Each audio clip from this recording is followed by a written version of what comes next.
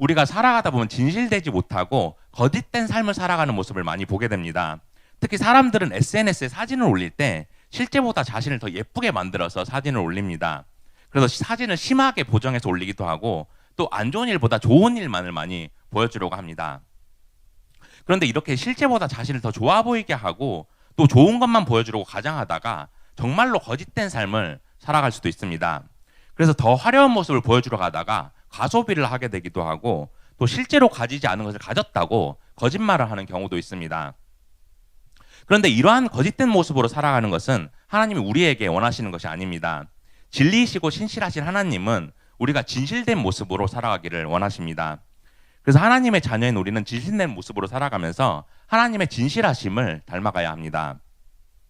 왜냐하면 하나님은 그의 말씀이 참되고 그의 지식은 틀린 것이 하나도 없고 또 약속을 신실하게 지키시는 분이시기 때문입니다. 그래서 하나님의 속성 중에서 지혜, 지식, 그리고 진실함 이런 속성은 우리가 공유하시는 속성입니다. 이렇게 진실함은 우리와 공유하시는 속성이기 때문에 우리가 닮아가야 하는 속성입니다. 그리고 성경에서는 진실하신 하나님에 대해서 여러 구절을 통해서 증거하고 있습니다. 디도서 1장 2절을 보면 하나님은 거짓이 없으신 하나님이라고 말합니다. 그래서 하나님은 구약시대에 아브라함에게 약속하신 언약부터 예수님을 통해 우리에게 주신 구원의 언약까지 한 번도 약속을 어긴 적이 없으셨습니다. 또한 하나님은 예수님을 통해서 진실하심을 우리에게 보여주셨습니다. 예수님이 하나님의 뜻에 순종하셔서 십자가에 죽으심으로써 구약시대부터 계시하셨던 말씀이 진실임을 증명하셨습니다. 또 하나님의 사랑을 사람들에게 실천하시면서 우리를 향한 하나님의 사랑을 온전히 드러내셨습니다. 이렇게 성경에서 하나님과 예수님이 우리에게 진실하신 반면에 또 거짓된 모습을 보여주는 자들이 있습니다. 우리가 그들을 뭐라고 부르나요? 거짓된 모습을 가지고 살아가는 자들. 그들을 우리는 사탄이라고 부릅니다. 이 사탄들은 거짓된 말로 사람들을 유혹해서 죄악에 빠뜨립니다. 그래서 성경은 사탄을 거짓의 아비로 부르면서 거짓은 죄의 본질적인 속성임을 말하고 있습니다. 그래서 사탄은 우리가 거짓말을 하게 하면서 하나님과의 관계가 무너지게 하고 또 하나님을 진실하심을 닮지 못하게 합니다. 또 죄를 지어서 양심이 무너지게 하고 하나님의 선하심을 닮아가지 못하게 합니다. 그래서 우리가 사탄처럼 거짓된 삶이 아니라 하나님이 보시기에 진실하고 선한 삶을 살아가야 합니다. 이처럼 우리가 하나님의 진실하심을 닮아가야 하는데 오늘 우리가 살펴볼 에베소서에서 이 사실을 말해줍니다. 에베소서 4장에서 사도 바울은 에베소 교회 성도들이 살아가면서 실천해야 할 것들을 말해줍니다. 그리고 그리스도인으로서 거짓되게 살아가지 말라고 권면합니다. 우리 에베소서 4장 17절에서 19절 보겠습니다. 그러므로 내가 이것을 말하며 주 안에서 증언하노니 이제부터 너희는 이방인이 그 마음에 허망한 것으로 행함같이 행하지 말라. 그들의 총명이 어두워지고 그들 가운데 있는 무지함과 그들의 마음이 굳어짐으로 말미암아 하나님의 생명에서 떠나 있도다. 그들이 감각 없는 자가 되어 자신을 방탕에 방임하여 모든 더러운 것을 욕심으로 행하되. 바울은 에베소 교회 성도들에게 세상 사람들처럼 행동하면서 거짓된 삶을 살지 말라고 권면합니다. 그들은 하나님의 말씀을 듣는 것을 거부하고 마음이 굳어져서 하나님이 주시는 영원한 생명이 없는 사람들이라고 말합니다. 그래서 그들이 악한 일을 점점 행하면서 방탕한 삶을 살아간다고 말합니다. 하지만 에베소 교회 성도들은 세상 사람들과는 다르게 예수 그리스도를 믿음으로써 옛사람에서 새 사람으로 변화되었습니다. 그리고 회개해서 새 영과 새 마음을 받았기에 이제 세상 사람들과 구별되어서 살 수 있게 되었습니다. 그래서 이전처럼 거짓되고 죄악에 빠진 삶이 아니라 그리스도인으로서 진실하신 하나님을 닮아가야 했습니다. 그러므로 예수 그리스도를 믿음으로써 하나님의 자녀가 된 우리도 세상과는 구별된 삶을 살아가야 합니다. 그래서 오늘 본문을 통해 우리가 진실하신 하나님을 닮아가기 위해서 어떻게 살아가야 하는지 살펴보면 좋겠습니다. 이를 통해 하나님의 진실하신 성품을 닮아가면서 하나님이 주시는 은혜와 축복을 가득히 누리는 여러분들이 되기를 축복합니다. 첫째로 하나님의 진실하심을 닮아가려면 진실된 모습으로 살아가야 합니다. 바울은 에베소 교회 성도들에게 더 이상 세상 사람들처럼 거짓된 삶을 살지 말라고 말합니다. 그래서 세상 사람들과는 다르게 그리스도인으로서 가져야 하는 사고와 행동에 대해서 말하고 있습니다. 우리 본문 21절 보겠습니다. 진리가 예수 안에 있는 것 같이 너희가 참으로 그에게서 듣고 또한 그 안에서 가르침을 받았을진데. 먼저 바울은 진리가 예수 안에 있는 것과 같이 이렇게 말하는데 이것은 예수님을 믿을 때 우리가 하나님의 자녀가 되어서 영원한 생명을 얻는 그 진리를 말합니다. 예수님은 진리이신 하나님의 말씀이 인간의 몸이 되어서 이 땅에 오신 것입니다. 그래서 요한복음 1장 14절을 보면 말씀이 육신이 되어서 우리 가운데 거하심에 이렇게 말한 것처럼 예수님은 하나님의 말씀이 인간이 되어서 이 땅에 오신 것입니다. 따라서 이렇게 하나님의 말씀으로 오신 예수님을 믿고 영접하는 것이 진리이신 하나님을 믿는 것입니다. 그래서 하나님의 말씀만이 이 세상의 진리이고 세상 사람들의 생각과 지식과는 완전히 다른 것입니다. 그렇게 하나님의 말씀이 진리인 것처럼 우리도 항상 진리의 말씀을 가지고 진리의 모습으로 진실된 모습으로 살아가야 합니다. 우리 21절 한 번 더 보겠습니다. 우리 함께 읽겠습니다. 시작. 진리가 예수 안에 있는 것 같이 너희가 참으로 그에게서 듣고 또한 그 안에서 가르침을 받았을진데, 바울은 에베소 교회 성도들에게 너희가 참으로 그에게서 듣고 또한 그 안에서 가르침을 받았다 이렇게 말합니다. 요한복음 14장 6절을 보면 예수님이 나는 진리요 생명이요 생명이라 이렇게 말씀하신 것처럼 예수님 안에는 어떠한 거짓도 속임도 없었습니다. 그래서 그분의 모든 말씀이 진리였고 약속하신 모든 것은 반드시 이루어 주셨습니다. 그렇게 에베소 교회 성도들은 예수님만이 이 세상의 진리라는 사실을 알았습니다. 그래서 이전에는 예수님을 몰랐고 진리를 몰랐지만 예수님을 믿을 때 하나님 나라에서 영원한 생명을 누린다는 것을 알게 되었습니다. 이 구원의 복음을 들었기에 이제 세상 사람들과는 구별되어서 진실된 모습으로 살아갈 수 있게 된 것입니다. 우리 본문 22절 보겠습니다. 너희는 유혹의 욕심을 따라 썩어져 가는 구습을 따르는 옛사람을 벗어버리고, 바울은 우리가 유혹의 욕심을 따라 썩어가는 옛사람이었다고 말합니다. 우리는 예수님을 영접하기 전에는 아담의 원죄를 물려받아서 영원히 죽을 수밖에 없는 죄인이었습니다. 그래서 끊임없이 죄를 짓고 또 죄의 유혹을 이길 수 없는 소망이 없는 사람들이었습니다. 이렇게 전적으로 부패해서 선한 일을 행할 능력이 전혀 없었지만 이제 성령님의 도우심으로 옛사람을 벗어버릴 수 있다고 말합니다. 그래서 우리가 거짓된 모습을 버리고 진실된 모습으로 살아가야 하는데 우리는 아직 연약한 자들이기 때문에 거짓말을 하는 경우가 있습니다. 그래서 부모님이나 선생님에게 나 공부 열심히 하고 있어요. 오늘 친구들도 안 만나고 안 놀고 숙제도 잘했어요. 이렇게 가정에서 또 학교에서 거짓말을 한 적이 있었을 것입니다. 그래서 거짓되고 위선된 모습으로 교회에서는 착한 척하지만 학교에서는 전혀 다른 모습을 보이는 친구가 있을 것 같습니다. 또 교회에서는 욕을 안 하는데 학교에서는 욕을 하는 친구들도 있을 것입니다. 그런데 이렇게 거짓된 모습으로 살아가면서 이 정도는 괜찮겠지, 한 번쯤은 괜찮겠지 이렇게 합리화하는 경우가 있습니다. 그런데 이러한 모습이 그리스도인으로서 마땅히 가져야 할 사고와 행동이 아닙니다. 이렇게 이중적이고 위선적으로 살아가다 보면 그리스도인으로서의 정체성을 잃게 될 수 있습니다. 그래서 자신이 세상 사람들과는 구별된 참된 그리스도인인지 구별할 수가 없게 됩니다. 이렇게 우리가 거짓된 모습으로 살아가지 말아야 할 것을 바울은 에베소서 4장 25절에서 이렇게 말합니다. 그런즉 거짓을 버리고 각각 그 이웃과 더불어 참된 것을 말하라. 이는 우리가 서로 지체가 됨이라. 바울은 거짓을 버리고 주변 사람들에게 참된 것만 말하라고 합니다. 그래서 항상 진실된 것을 말해야 하지만 여러분들 가끔 거짓말을 하고 또 친구들에게 유혹을 당할 때가 있을 것입니다. 그래서 오늘은 부모님이랑 선생님들한테 거짓말하고 PC방 가자 이런 유혹을 당한 적이 있었을 것입니다. 그런데 이러한 거짓된 행동은 선생님, 부모님과 갈등을 만들고 또 신뢰를 무너뜨리기 때문에 하나님께서 원하시는 모습이 아닙니다. 전도사님 어머니께서 음악을 전공하셔서 그 영향으로 어렸을 때부터 피아노를 쳤습니다. 그런데 어머니가 밖에 나갈 일이 있을 때마다 공책에다가 동그라미 10개를 그리고 연습 한 번 하면 체크하라고 이렇게 하고 나갔습니다. 그래서 한 번 연습하면 체크하고 또 한 번 연습하면 체크하고 이렇게 하라고 하고 나갔습니다. 그런데 전도사님이 연습을 하고 체크를 잘 했을까요? 잘 했을까요? 네, 연습을 안 하고 체크를 했습니다. 그래서 10번 한 번에 다 이렇게 했습니다. 또 전도사님 누나도 같이 연습을 했는데 누나가 우리 연습하지 말고 우리 컴퓨터 게임하고 놀자, 그냥 체크만 빨리 해버리자 이렇게 유혹을 했습니다. 그래서 연습 안 하고 놀다가 어머니가 계단에서 올라오시는 소리가 들리면 빨리 피아노로 달려가서 피아노에 앉아서 연습하는 척을 했습니다. 그런데 그때 거짓말을 했던 것이 많이 거짓말을 했어서 아직도 가끔 생각나고 양심의 가책을 느끼는 경우가 있습니다. 아직 어머님은 모르시는 것 같아요, 그 사실을. 네. 근데 우리가 연약하기 때문에 살다 보면 거짓말을 할 때가 있고 또 주변 사람들로 인해서 거짓말을 하게 될 때가 있습니다. 하지만 우리가 거짓말을 쉽게 해서는 안 됩니다. 왜냐하면 거짓말하는 것이 버릇이 될 수도 있기 때문입니다.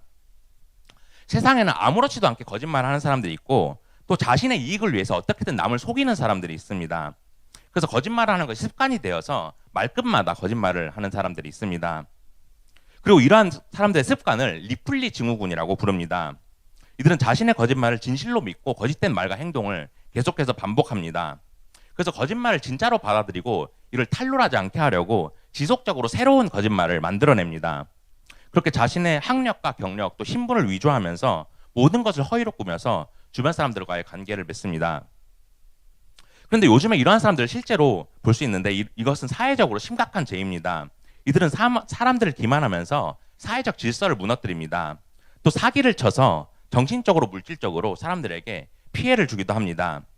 그리고 무엇보다 가장 큰 문제는 그 거짓말이 자기 자신을 조금씩 갉아먹고 결국에 자기 자신이 완전히 파멸에 빠지게 됩니다. 하지만 우리는 이러한 세상 사람들과는 구별된 그리스도인이기 때문에 하나님은 우리에게 진리의 말씀을 주셨습니다. 그래서 우리가 비록 연약하고 부족하지만 진리의 말씀을 따르고 행함으로써 진실된 모습으로 살아갈 수 있게 하셨습니다. 그렇게 죄의 유혹을 이기고 세상 사람들과는 구별되어서 하나님의 진실하심을 이제 우리가 닮아갈 수 있게 되었습니다. 우리 시편 91편 4절 보겠습니다. 그가 너를 그의 깃으로 덮으시리니 내가 그의 날개 아래 피하리로다. 그의 진실함은 방패와 손방패가 되시나니. 시편 기자는 하나님의 진실하심이 우리의 갑옷과 방패가 된다고 말합니다. 그래서 하나님의 진실하심으로 우리를 죄의 유혹으로부터 지켜주신다고 말합니다. 그리고 이러한 하나님의 진실하심은 성경 전체를 관통하는 것입니다. 왜냐하면 구약시대부터 그의 백성들을 구원하시겠다고 주신 언약을 예수 그리스도를 통해서 하나님은 신실하게 성취하셨기 때문입니다. 따라서 하나님의 진실하심은 영원히 변하지 않습니다. 하나님은 지금 우리에게도 동일하시고 오늘도 내일도 계속해서 동일하십니다. 우리는 마음과 생각이 변해서 죄를 지어도 또 세상 사람들은 우리를 배신하고 변해도 진실하신 하나님은 흔들리지 않으십니다. 그리고 이렇게 진실하신 하나님은 그분의 말씀도 진실하시기 때문에 그분의 진실한 말씀을 통해서 우리가 진실된 모습으로 살아갈 수 있는 것입니다. 그러므로 여러분들이 가끔은 죄의 유혹에 무너져도 또 세상의 유혹이 있어도 항상 진실된 모습으로 살아갈 수 있기를 소망합니다. 그렇게 항상 진리의 말씀을 붙들게 힘쓸 때 진실된 모습으로 살아가면서 하나님의 진실하심을 닮아가는 여러분들이 되기를 축복합니다. 둘째로 하나님의 진실하심을 닮아가려면 거룩한 모습으로 살아가야 합니다. 바울은 예수님을 영접해서 세상 사람들과 같이 죄의 유혹에 빠지지 말아야 한다고 말합니다. 그래서 우리가 죄를 지을 수밖에 없었던 옛사람을 벗어버리고 새 사람이 되어야 한다고 말합니다. 우리 본문 23절 24절 보겠습니다. 우리 함께 읽겠습니다. 시작. 오직 너희의 심령이 새롭게 되어 하나님을 따라 의와 진리와 거룩함으로 지으심을 받은 새 사람을 입으라. 바울은 에베소 교회 성도들에게 새 영과 새 마음으로 심령이 새롭게 변화되어야 한다고 말합니다. 그래서 하나님처럼 의롭고 진실하고 거룩하게 살아가야 한다고 말합니다. 여기서 거룩함은 히브리어 원어로 구별되다, 분리되다라는 의미를 가지고 있습니다. 따라서 하나님은 죄와는 완전히 구별되신, 분리되신 완벽하신 분이기에 우리도 죄악으로부터 구별되어서 거룩한 모습으로 살아가야 하는 것입니다. 그리고 바울은 에베소 교회 성도들에게 새 사람을 입으라고 말하면서 거짓말을 하지 않는 것 이상의 의로운 삶을 살아가야 한다고 말합니다. 그렇게 하나님 앞에서 또 사람들 앞에서 또 자기 스스로 항상 일관된 모습으로 살아가야 할 것을 말합니다. 그래서 말과 행동이 일치하고 죄와는 구별되어서 거룩한 모습으로 살아갈 것을 권면하고 있습니다. 하지만 우리가 연약하기 때문에 때로는 제약된 마음과 행동을 보일 때가 있습니다. 그래서 욕을 하기도 하고 또 분노하고 싸움을 하기도 합니다. 그런데 이러한 모습은 하나님이 원하시는 것이 아닙니다. 그래서 우리가 매일 기도하면서 성령님의 도우심으로 거룩하게 변화되어야 합니다. 이렇게 우리가 하나님께 구하고 기도할 때 우리 안에 새로운 마음을 주시고 새로운 성품을 만들어 가십니다. 그리고 우리가 이렇게 거룩한 모습을 가져야 하는 이유는 사람은 본래 하나님의 형상으로 창조되었기 때문입니다. 처음에 하나님이 사람을 창조하셨을 때 아담은 하나님의 선하심, 의로우심, 거룩하심과 같은 성품을 모두 가지고 있었습니다. 그런데 아담이 에덴 동산에서 어떻게 했나요? 아담이 에덴 동산에서 뱀의 유혹에 넘어가서 하와와 함께 선악과를 먹고 하나님의 형상이 완전히 파괴되고 또 죄를 지을 수밖에 없게 되었습니다. 그렇게 아담의 후손인 우리도 그 죄를 물려받게 되었지만 하나님은 새 창조를 위해서 예수님을 보내주셨습니다. 그래서 그래서 우리가 예수님을 영접해서 옛사람을 벗고 새사람을 입었습니다. 하지만 우린 여전히 죄인이기 때문에 예수 그리스도의 보혈로 계속해서 새사람을 입어야 하는 것입니다. 그래서 우리가 새사람을 입고 거룩한 삶을 살아가야 하는데 그냥 되는 것이 아닙니다. 우리에게는 이 세상이 끝날 때까지 죄의 유혹이 있고 또 사탄의 유혹이 있습니다. 에베소 교회 성도들도 새사람을 입었지만 당시 그들을 멸망에 빠뜨리려는 죄의 유혹이 끊임없이 있었습니다. 그리고 에베소 교회 성도들의 문제에 대해서 요한계시록 2장 4절 5절을 보면 이렇게 말해줍니다. 그러나 너를 책망할 것이 있나니 너희 처음 사랑을 버렸느니라. 그러므로 어디에서 떨어졌는지를 생각하고 회개하여 처음 행위를 가지라. 만일 그리하지 아니하고 회개하지 아니하면 내가 내게 가서 내 촛대를 그 자리에서 옮기리라. 에베소 교회 성도들은 외형적으로는 문제가 없어 보였는데 그들의 문제는 처음 사랑을 잃어버린 것이었습니다.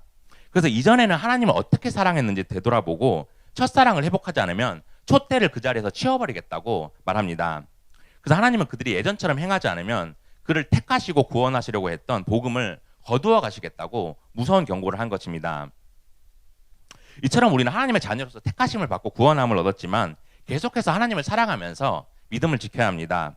그래서 죄의 유혹을 이기고 거룩하게 변화되어야 하는데 이것을 뭐라고 하나요? 죄의 유혹을 이기고 거룩하게 변화되어야 하는 것. 우리 2, 3학년 친구들은 작년에 교리 배우면서 구원론 시간에 배웠는데 혹시 기억나나 모르겠어요. 이것을 성화의 과정이라고 합니다. 그래서 우리가 하나님 나라에 들어가는 그날까지 성화의 과정을 통해서 조금씩 거룩한 사람으로 변화되어 가는 것입니다. 그리고 이렇게 거룩한 사람으로 변화되기 위해서 우리가 바로 기도해야 합니다. 그래서 기도 제목을 놓고 기도하면서 하나님께 응답을 받으면 하나님을 체험하고 하나님을 인격적으로 만나게 됩니다. 전도사님이 20대 많이 기도해서 하나님을 깊이 체험했다고 몇 번 얘기를 한 적이 있습니다. 그래서 고등부 예배 때도 얘기하고 또 수련회 때도 얘기하고 너무 많이 얘기해서 또 얘기하기도 계속 얘기하기도 그런데 자꾸 반복하는데 중요한 것은 여러분들이 입시를 위해서 간절히 기도하면 하나님께서 놀라운 은혜를 반드시 부어주십니다. 그렇게 기도에 응답받고 하나님을 깊이 체험할 때 여러분들의 믿음이 더욱 성장하게 됩니다. 그래서 지난주부터 우리 고등부가 비전 40 기도회를 하고 있습니다. 그래서 아직 기도 제목 내지 못한 친구는 꼭 내서 함께 중보 기도를 했으면 좋겠습니다. 여러분들이 구하라 그리하면 주실 것이다. 이 에레미야 33장 3절 말씀을 진심으로 믿는다면 하나님께 간절히 구하고 응답해 줄 것을 믿고 기도했으면 좋겠습니다. 그래서 지금 이 어려운 시기를 기회로 삼아서 간절히 기도할 때 하나님께 응답받고 하나님을 전인격적으로 체험하면 좋겠습니다. 우리 요한복음 14장 1절 보겠습니다. 너희는 마음에 근심하지 말라. 하나님을 믿으니 또 나를 믿으라. 예수님은 십자가에서 못 박히시기 전에 제자들에게 자신이 죽으실 것을 말씀하셨습니다. 그런데 이 말을 듣고 제자들은 몹시 두려워하고 걱정했습니다. 하지만 예수님은 제자들에게 걱정하지 말라고 말씀하시면서 하나님과 나를 믿으라고 말씀하십니다. 그러므로 여러분들도 예수님의 이 말씀처럼 걱정하지 말고 하나님과 예수님을 믿었으면 좋겠습니다. 그래서 이 중요한 시기에 하나님을 믿고 또 예수님을 믿고 간절히 기도하면서 꼭 기도의 응답을 받기를 소망합니다.